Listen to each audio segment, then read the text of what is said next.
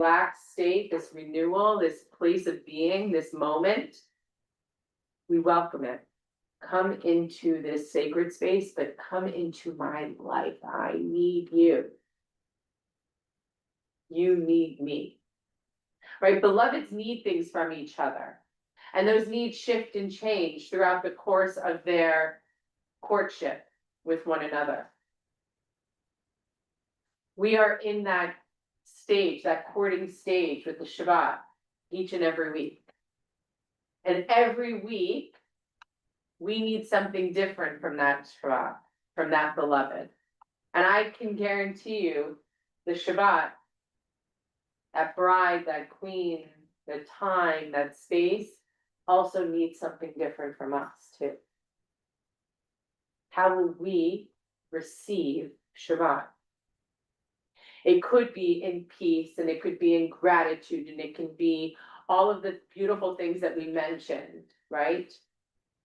But it also could just be, how am I receiving and welcoming the Shabbat today that is different than last week, that will be different than next week? I am different this Shabbat. I'm recognizing that you Shabbat are different for me too. I usher you in and I welcome you. Lecha dodi likrat kala, penei Shabbat v'kabela. Does it have a rhythm? Do you hear the cadence? Let's try it together. Lecha dodi likrat kala, penei Shabbat v'kabela. Beloved, come to meet the bride. Beloved, come to greet Shabbat. There is a rhythm and a cadence to meeting and to greeting and to ushering and to welcoming and to receiving. Let's see what we, oh, there were some reflections. Yeah, Maddie and Andrea. I think everything that we're talking about and the words remind me of the inclusiveness that I feel from the greeting to the whole active part. See, I'm a dynamic part of this whole experience. Yeah. And the dynamism changes, as you say, because every experience is different. Beautiful. Andrea, I'm so much nice. on the same page as you are. There's the personal aspect of this, taking this in oneself. And there's also welcoming on behalf of the congregation. Beloved can be the people around us, and different people, everybody comes in a different state. And for some people, whatever's going on in their lives, it may be very difficult for them to welcome Shabbat, be open, but we're giving it a boost. We're welcoming for them because we're a congregation. We're building that unity. Beautiful. Well, I'm going back to the original. Good. So I see this as, this is a whole different way of looking at this. I see it as I'm being welcomed by the bride and God, but then I'm also bringing along my friends. They may not be my beloveds, but they are my friends. They are my congregation. So this is for me and for those around me. Beautiful. Martha and Susan. I find that when I walk through the doors and people greet me with Shabbat Shalom, I find an instant connection. Oh, beautiful. Susan? Yeah, I like to play greeter, as many of you know. So my question is, how can I be a better greeter to people I know, people who know me, and people who have never been here before? So I would appreciate some tips, because I like to play greeter, but I want to do a good job. I would say just smile when you say welcome. Smile. Yes, Sylvie? I've always had a little difficulty with this, I like it, you know, but I've always had a little difficulty identifying Shabbat as the bride and then Heavenly Father. Mhm. And I've always had like a confusion. But maybe it's because I haven't had formal education, so I don't know how this is taught, you know. So, thank you. Anybody else have a challenge with seeing Shabbat as a bride? Yeah. Okay, great, Sylvie, we're with you. The reason I say that is because it's okay. Right? That's okay. I know it's okay, but I want to know why. I'm gonna tell you, 100%. When we say things that, like, when we say greet Shabbat, sometimes that can be very challenging for people to give a form or that it's a very ethereal concept. But we're here, Kabbalat Shabbat, to welcome Shabbat. So what does that mean to me? I need help sort of understanding what does that form take for me? What emotions should that conjure up for me? How can I best understand what it means to welcome in a time of the week? Right? And so our sages asked the same question. They wanted to understand what image, what mechanism would equate to the feeling, to the emotional and spiritual feelings that I'm having about this time.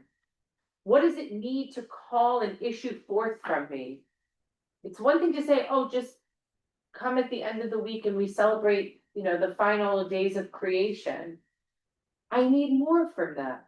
I don't know what that means for me, right? I'm looking for more. And so our sages said the same thing. What does that mean? How should I be feeling? What should I be looking for? What am I here to receive and to greet? And so Shir HaShirim, the Song of Songs, is the imagery that the sages looked to as they were compiling and creating this Kabbalat Shabbat ritual. This idea of how do I prepare for this? They said, this intimacy that Shir HaShirim talks about, the Song of Songs, it's a beautiful love story, as Oren mentioned. Shir HaShirim is a love story. A love story that talks about God and the people of Israel as beloveds. What does that mean? I need more. Okay. When we have a wedding, what do? We're preparing. We're anticipating. There are these feelings of incredible joy and ecstasy, exaltation, a little bit of trepidation. What does that mean? I don't know. What will this journey be like for me? Right? All these feelings that the sages are saying, I feel a little bit the same way as I prepare for Shabbat to receive into my life. So it's a time of love, it's a time of joy, it's a time of intimacy with the divine.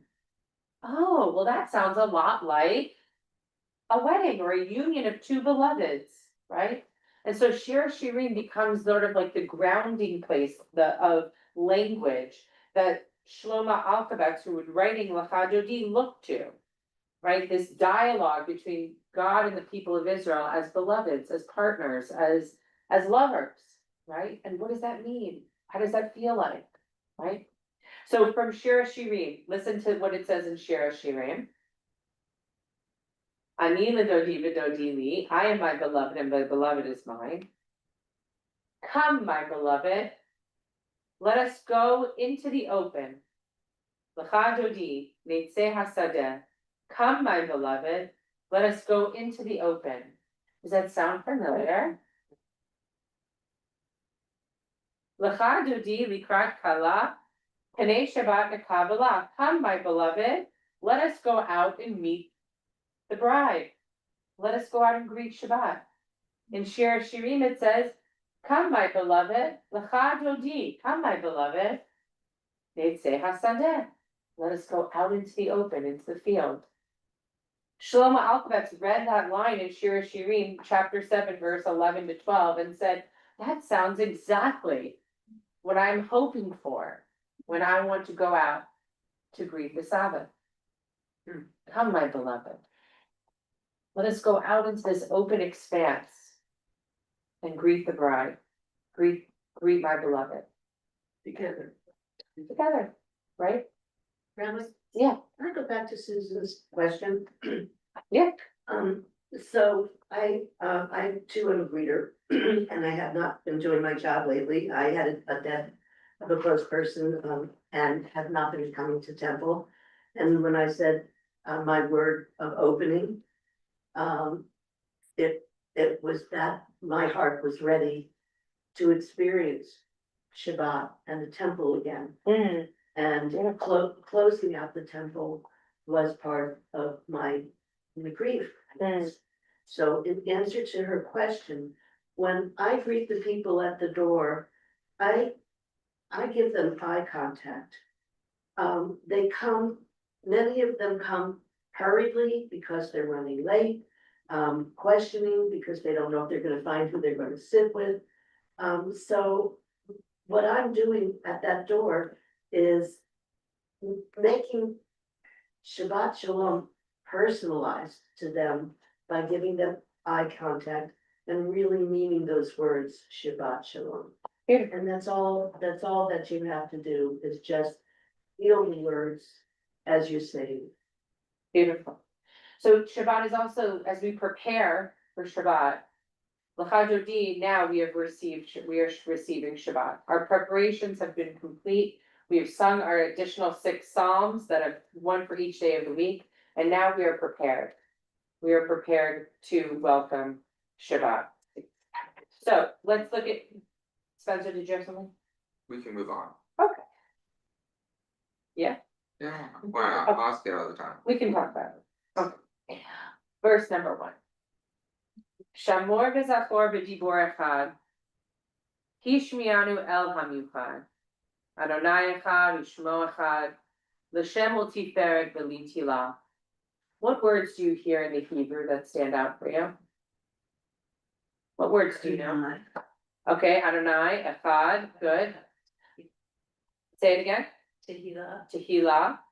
Shamor v'zachor b'dibor echad. Echad. Hishmi'anu el hamichad. Hishmi'anu, does that sound like a word that you know? Shema. The root, Shema, listen.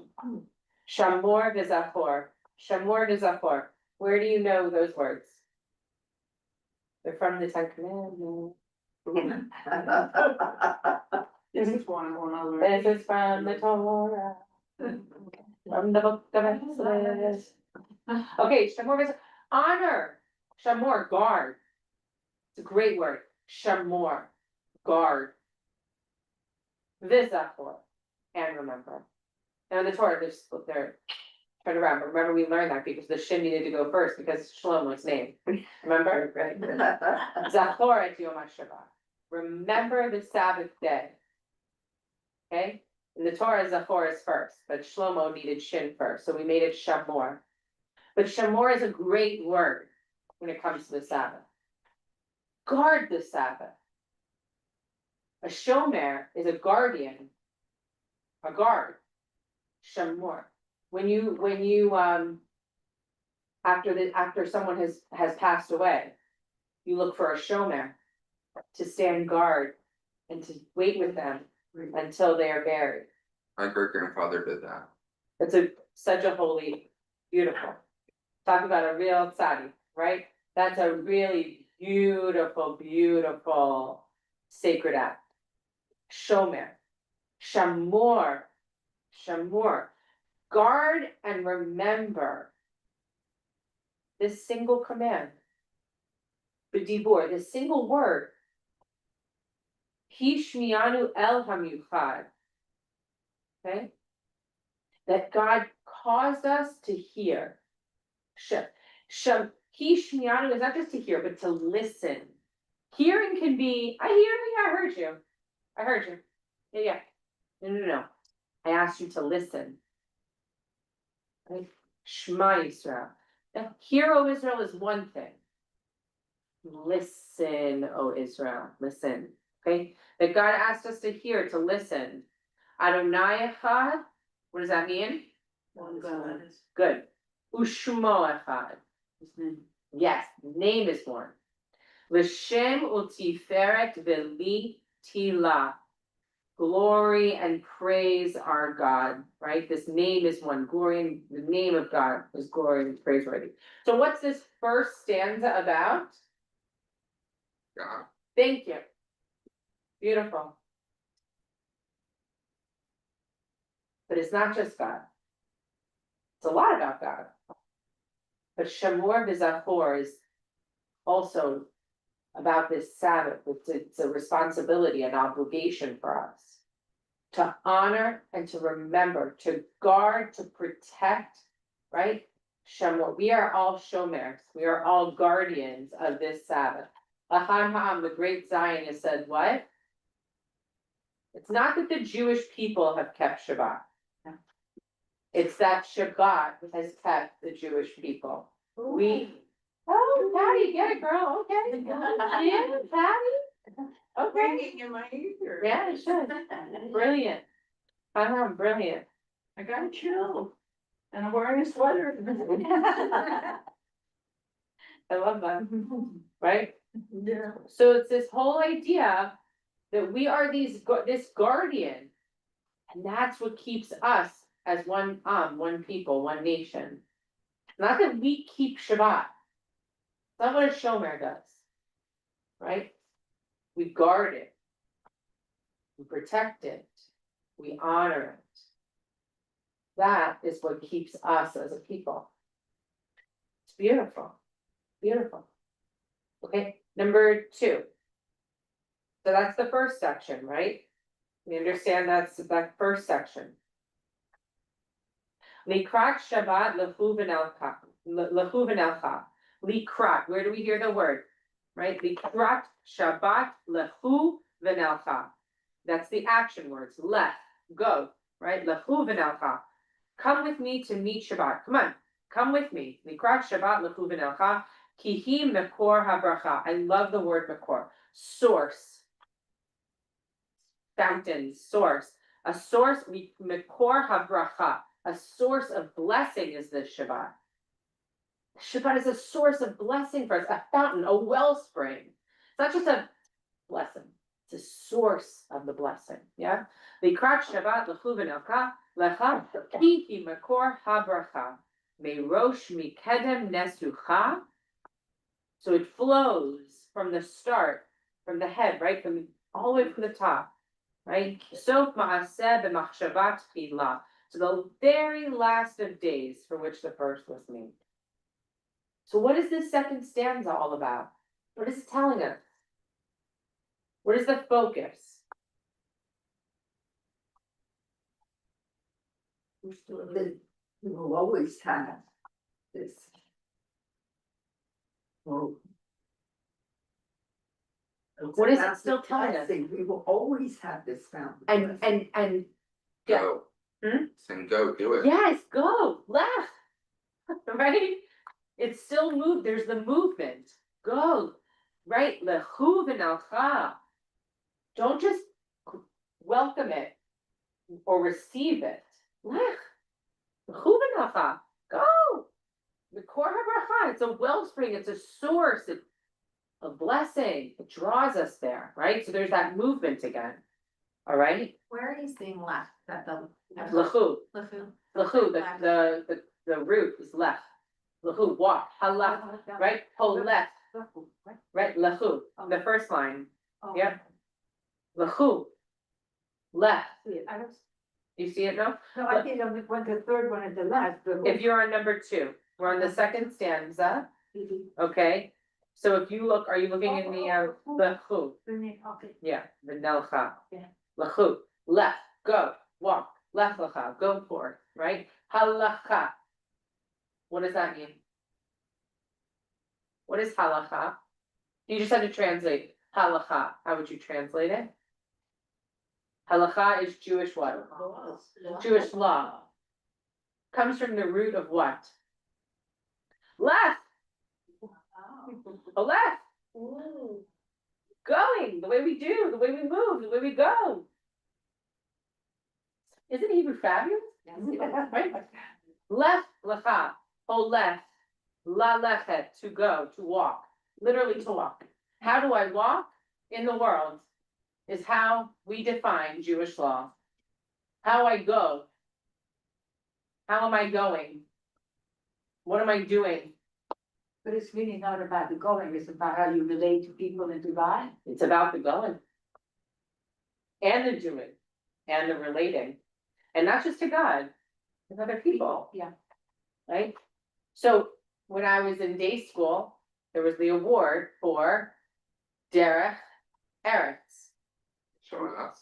showing up. There is the path, That's right, Derech Eretz, it's the way that I the way. right? It's the way that you go, the path that you lead. The Derech Eretz award was what we call like, you know, any like, Like character. yeah, your character, right? Like the good character word, like, But you Or meant the. What? Attendance award. no, the test, right, good attendance award. I don't know if I got that, but, I like left early award. But, right, Derech Eretz is the way that you go, the path that you take in the world. Right, the way you carry yourself, the good character, right? The Derech Eretz award, okay? Yeah, like, yeah, exactly, right? In the preschool, the mitzvah mensch, right? Like the menschy award, right? The good way, the good conduct, right? How you conduct yourself. Halacha, same thing. How do you walk in the world? Our whole compendium of halacha, of Jewish law, is about how we hold left, how we walk, how we go. Go out, left, right, lechu v'nalcha. Go out and bring this Shabbat in. Go out and get that. Okay, number 3. Mikdash melech ir melucha. Ir in Hebrew is what? Ir. Ir HaKodesh. Holy city. Ir. City. What city are we talking about? Probably Jerusalem. Yes, not even probably, but definitely. Mikdash melech ir melucha, this royal place, this city of kings. Melucha, royalty. Kumi tzei, another great word. Kumi, rise up. Kumi tzei mitocha hafecha, rise up. And repair your ravaged place. Right, because Jerusalem was what? Destroyed many Right. times. Right. Rav lach shevet be'emek habacha. This is such a beautiful line. Rav lach shevet be'emek habacha. You have dwelt, you have stayed, shevet, you have sat long enough in the emek habacha, in the valley of tears. Ooh, wow. Right? Gorgeous. That was only 300 years early. Emek habacha, boche, tears, bacha, right? Cry, bacha. The emek habacha, in a valley of tears. One of the things I love about this imagery in Lecha Dodi that's different than maybe other things that we read about after the destruction of the city of Jerusalem. When we think about the destruction of Jerusalem and of the temple, right, it's like, it's very heavy, dark, like, I imagine like ash and fire and just heavy, heavy, heavy darkness. But one of the things I love when it's written here in this section, it's completely different. There's a sensitivity and Rashida used the word tender. There's a tenderness here. Emek habacha, it's very different. A valley of tears. It's not a valley of death. Like that's Psalm 23. Right? The valley of the shadow of death. This is different. The valley of tears. Tears are a magnificent construct. Right? Physically, we can feel them. They issue forth from within us. But here it's so interesting. They could be tears, a valley of tears. There's an immediate concept of grief and of mourning and of sadness. Right? But it says here, you've dwelt long enough. kumitzai, rise up, stand up. It's time, right? V'hu yachamol alaychem la. For now God will shower you or pull upon you mercy. Right? God will shower mercy on you. Beautiful. Out of this valley of tears, kumitzai, it's time. Rise up. Time to get up. Right? For God is now going to shower mercy on you. Now, the imagery from our sages, they would talk about this whole notion of messianic redemption, right? That this redemption, the city will be rebuilt, the time of the Messiah, right? That we've dwelt long enough here, and now the hope for redemption is upon us. But if we think about it in our own lives, what does Shabbat bring for us? There are many moments in our lives when we finally get to Friday night where we feel we have been in a valley. However you're navigating the valley, it can be a valley of darkness, it can be a valley of mourning, it can be a valley of death, it can be a valley of tears, it can be a valley of just valleys. Right? And we navigate them.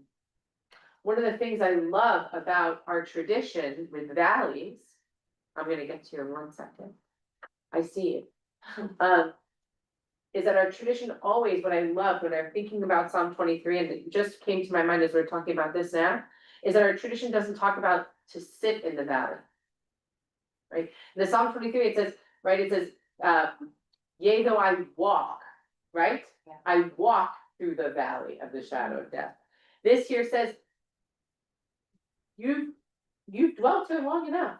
We don't dwell. Right? We walk. Yeah, you may walk slowly. You may walk on your tiptoes. You may shuffle. You may stand, sit, but we don't dwell. We walk. Kumitzai. It's time to stand. Doesn't say, get on up and go. It just says, kumitzi, it's time to stand up. You dwelt here long enough. It's now time. Let's begin. Hola. Let's go forward and greet this out. I'm seeing a bit of a theme. There's this longing for Shabbat. Shabbat keeps us. We don't keep Shabbat. And then there's this, it's a fountain of blessing. It's a fountain of whatever. We do it. It makes us feel good. It keeps us whole. It keeps us together as people. And there's this, okay, now we can go back to Jerusalem. I'm wondering if the author felt that yearning to go back to Jerusalem the moment he wrote this, because there sounds to be a kind of theme in it of, okay, we've been kept here, but we're holding on, and now we get to go back. Do you know when that longing dissipates? No. 1948. Well, The I mean, establishment of I say it only like in a because there's always a longing to return. If you look at the shelves behind you in all of those books, that's the theme you'll find. From 70 to 1948. When all of this is written, it's that longing. That's why this whole idea that we yearn, we pray, we hope for, it's the essence of who we are, right? That longing to want to reestablish, to rebuild, to dwell back in, not the valley, in the land, right? That longing for Yisrael, for Yerushalayim, right? That's part of our people's entire narrative, especially post the destruction of the Second Temple, because that's when we lose sovereignty, right? We are exiled. So the reestablishment of a sovereign state doesn't come until 1948. So you will absolutely, in every part of this magnificent liturgical genius here, right? That theme will resonate throughout every single chapter and page of this book. In addition to all of those, right? That's that Ahavat Zion, that love of Zion, that love of Israel, that love of space, place, and our heritage is because that's what's calling us back, right? I don't think the longing ended in 48 though. We all long to go back now. No, I'm saying. I know what you mean. I'm but- saying in terms of an exile, Yeah. right? That's where our people are. They're sitting, they're in Israel, by the way, writing these words. There's no sovereign state, they don't have autonomy over the land, right? So that's all part of it, the longing to rebuild, the longing to go back, right? They're in the north of Israel. Now, today, it takes us not so long to drive from Sfat to Jerusalem, but it's a journey, it's a hike from Sfat to Yerushalayim. Even that's not close enough, right? So what I mean by 1948 is a response to say, finally, right? We've regained sovereign, now there's a Jewish state in the land of Israel. But all of this, all of our literature that's written is a heartfelt plea of return, right? And what I think is so beautiful about that is that it crosses generations. The conversation continues. I mean, the Talmud's one big conversation, very big conversation that happens over centuries. The commentary around the page is commenting on something that happened hundreds of years before. Halakha is all based on precedent and conversations and discussions and decisions and deliberations that happened years and years before. And then we still talk about today, but we reach back to those conversations and engage in them. Just like this, Shlomo, who writes this, Alphabet, who writes this, is having conversations with Shir Shirim, written by Solomon, centuries before. But he's having the conversation because he's like, air quotes, Lachadodi, right? Like, it's from Shir Shirim. The conversation he's having with him, he just happens to be sitting on a step in Tzvat, right? Solomon wrote it in Jerusalem hundreds of years before. It's the beauty of our tradition. The liturgy are not just songs. They sound beautiful, for sure. It's what brings us coming back each and every week. The beauty and the sanctity of the melody and the sounds of singing together, the harmonies that we create. Once in a while, we, the rabbi, say something nice, you guys are excited about it, but it's the melodies, right? Back to the rabbis. But you go back to the rabbi, you get extra credit too, something. You get a gold star, right? It's also the melodies, it's also the words, it's the prayers, it's ours, it's the yunim, it's the conversation that when we are speaking, that we are having also with the sages of the past. That whatever we are saying is informed by what they said. It's a complete chain of tradition that happens. This is our way of engaging in the conversation.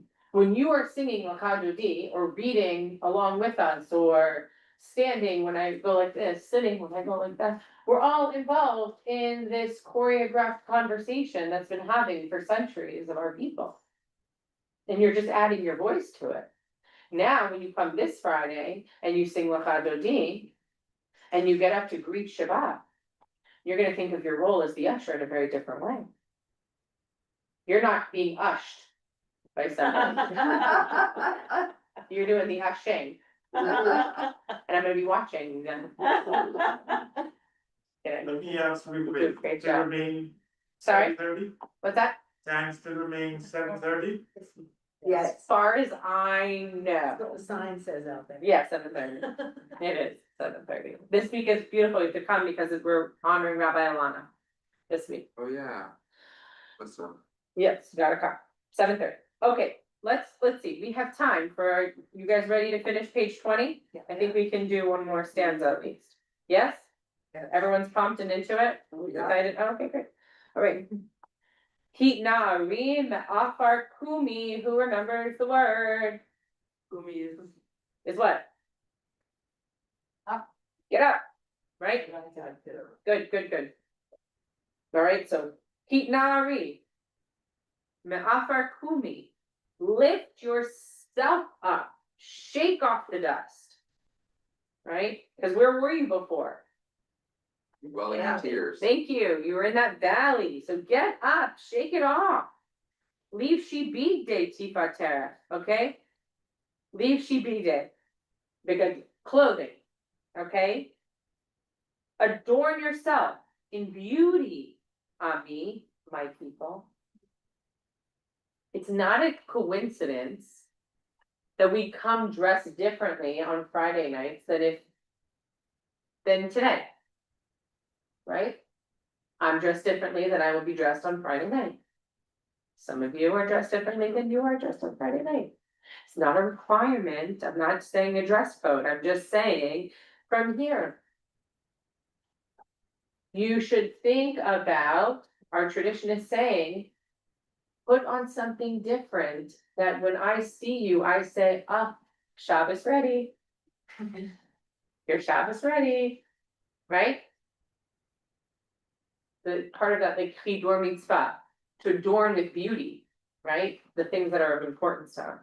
Leave she big day, tifater, Ami, my people. Al yad ben Yishai beit halachmi. At hand is Bethlehem's David. Okay. Ben Yishai beit halachmi, right? Jesse's son. Korva el nafshi ga'ala. Jesse's son, bringing deliverance into my people. Okay? This notion of deliverance. Who comes from David? Who comes from the lineage of David?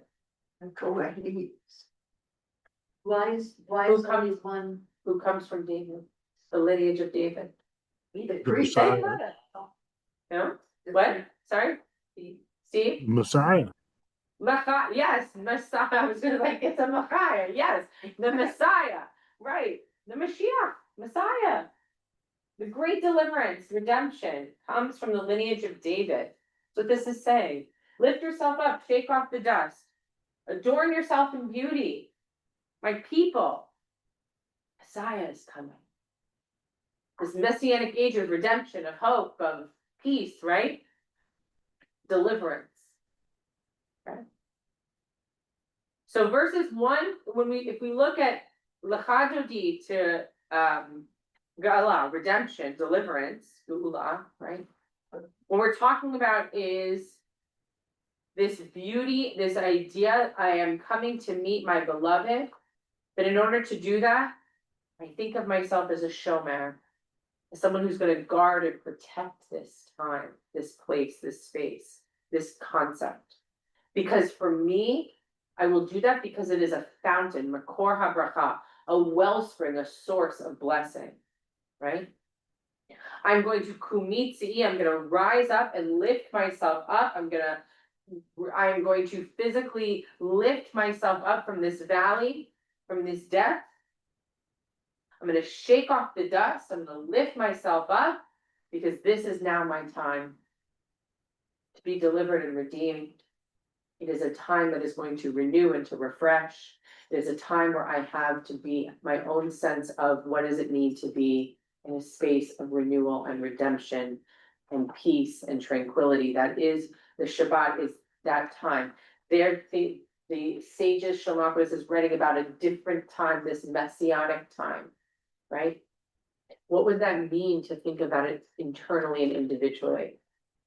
As a time for us, each and every one of us, to look forward and to think of the time that we are sitting there, that we are being in the presence of the Sabbath, of a time of complete and utter peace. It takes effort to kumitzi, to rise up and lift yourself up. Yeah, cause I think the Shabbat is more of a passive experience. This is quite different. Yeah, I mean, this requires us to really engage. yeah, right? And disengage.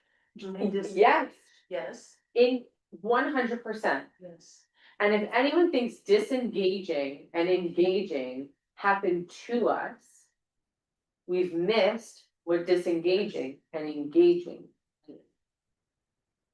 They require a lot from us. L'chadodi is a beautiful reminder of that. So this week, you ready for homework? Oh, look at that. Thank you. That's awesome. This week. So you've talked about how we've talked about preparing for Shabbat. We've talked about welcoming and receiving Shabbat. How are you going to kumitsi? How are you going to lift yourself up? How are you going to lift yourself up? I'm not gonna say anything more than that. So I'm not gonna define it for you. What does that mean to you? What are you going to do? Because we haven't even gotten to the standing up part of L'chad Dodi yet. We've got a whole other page. Okay? So what does it mean? Kumitsi, to lift yourself up this week. I'm so excited to see you all for L'chad Dodi this week.